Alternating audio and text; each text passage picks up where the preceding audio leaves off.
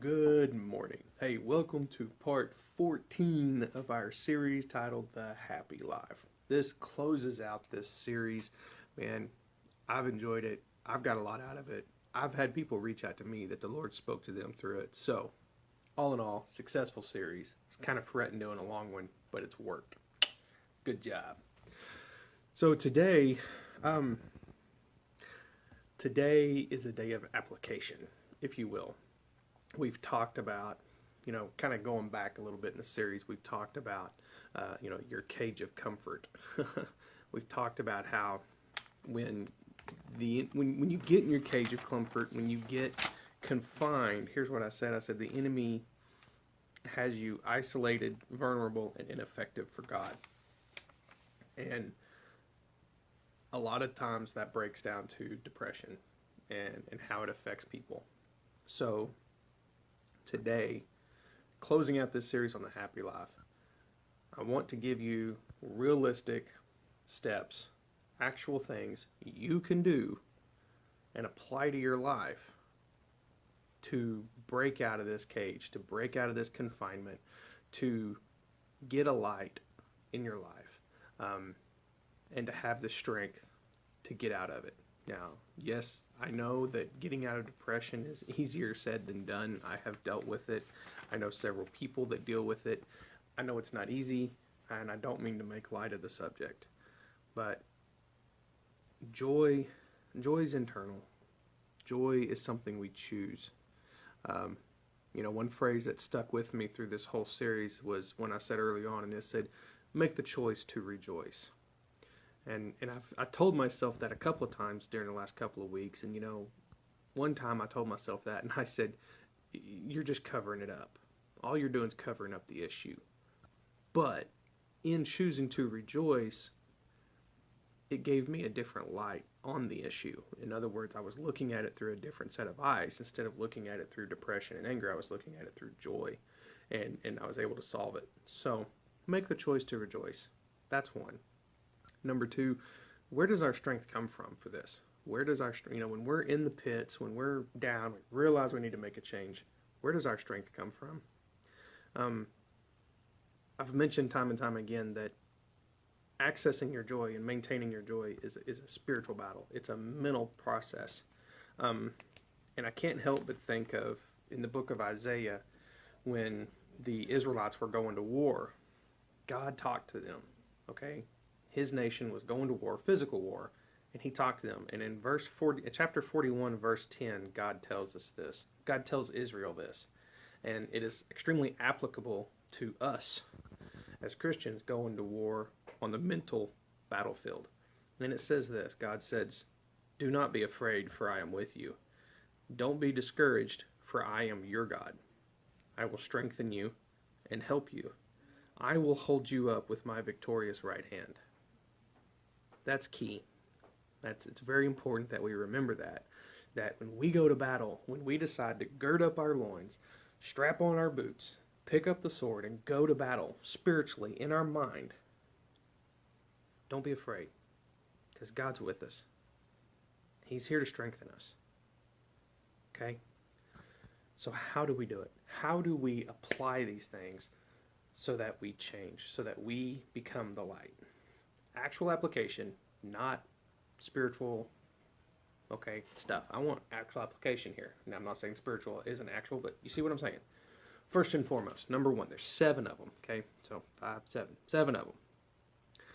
Number one, words of affirmation. Okay, now this is, number one, we're going to God. We are going to what God says about us. You are beautifully and wonderfully made. You are the gift of God. You are the presence of the Lord. You are made of the Spirit. Go through Scripture. Get into the Word. Dig into Scripture. Find words of affirmation and memorize them. Okay? Write them on your mirror in your bathroom. Put them up in your house so you read them throughout the day. Say them. Verbally say them out loud throughout the day. Okay? There is power in spoken word. You can think it, but when you speak it, it becomes physical. It becomes evident. And the spirits take notice. So, Words of affirmation. Say them. Find them in Scripture. Repeat those Scriptures. Say them out loud. The second one is this. Set the stage. And what I mean by that is, if you watch movies, if you watch TV shows, there's always an audible score in the background playing music, right? And it's intense music, or it's suspenseful music, or it's sad music. Set the stage in your house. Set the stage in your car. Set the stage around you. Play music that is positive, uplifting, encouraging, okay? Whatever that music is for you. Some people like thrash metal, and that's woo, and that's, blood pumping. That's what I like to listen to in the gym, thrash metal and hip hop, but positive. Some people like laid back hymns to calm them and soothe them and things like that. Whatever it is, set the stage, okay? The third one is this. Look ahead. And what I mean by that is, you can't change the future by focusing on the past. If you're looking behind you, you're not looking at where you're going. You're not looking ahead. Okay? Now, I'm not saying forget the past. I'm not saying don't learn anything from the past. But what I'm saying is don't focus on it. Don't live in the past. Look ahead. Okay? Go to God.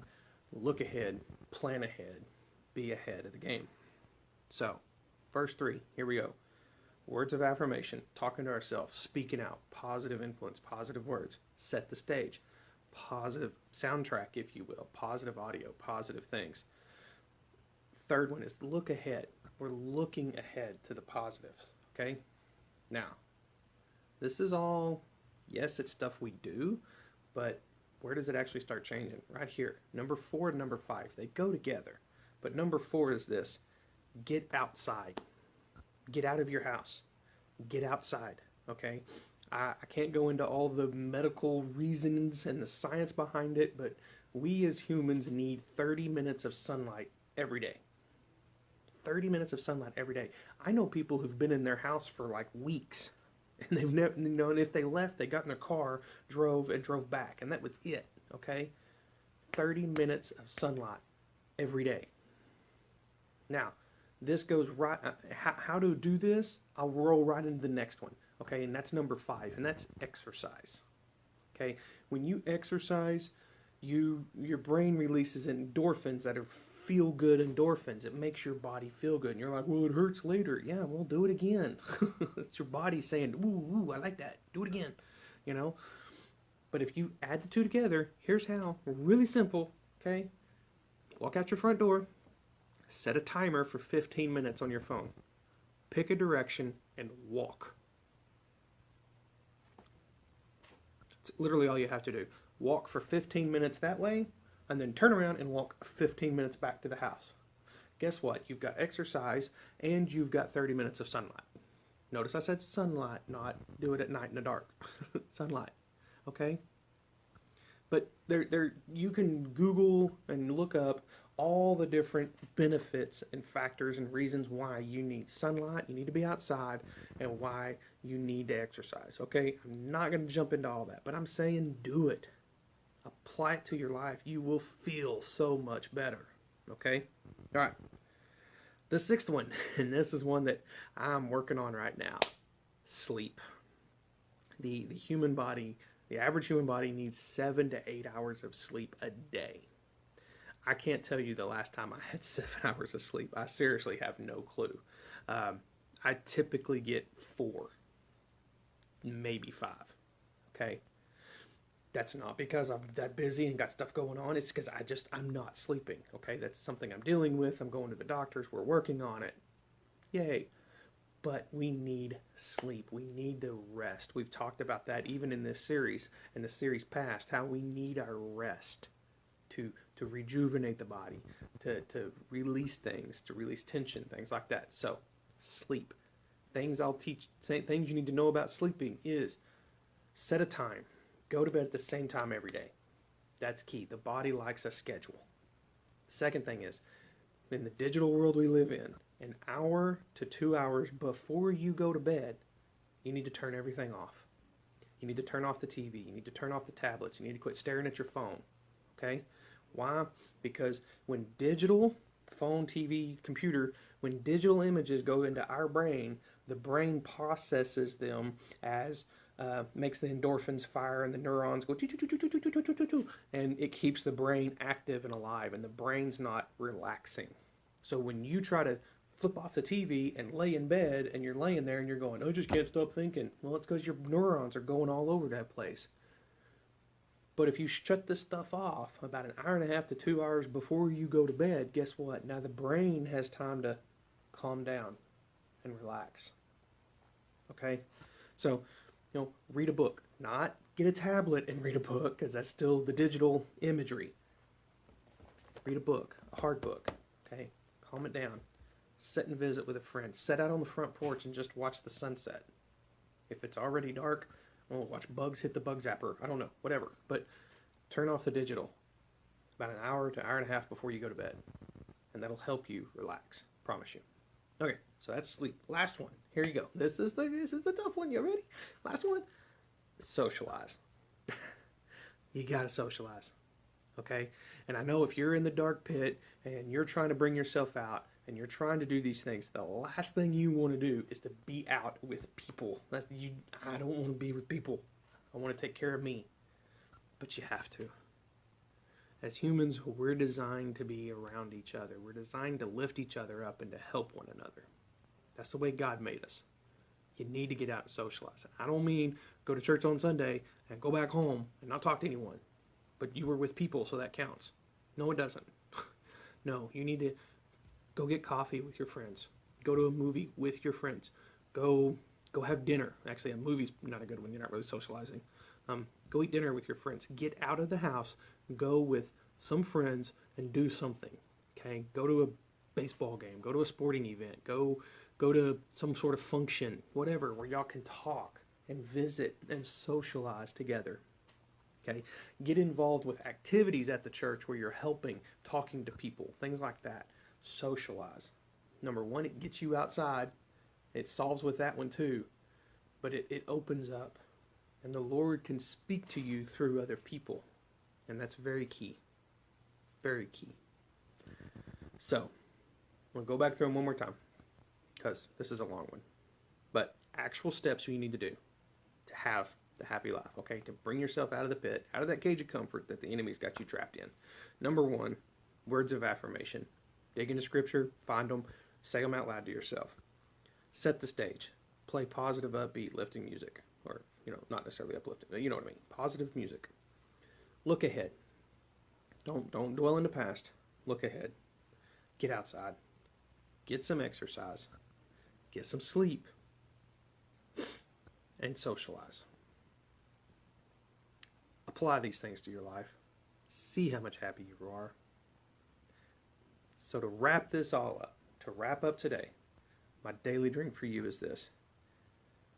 God is here for you. He is your strength. He is here when you need him.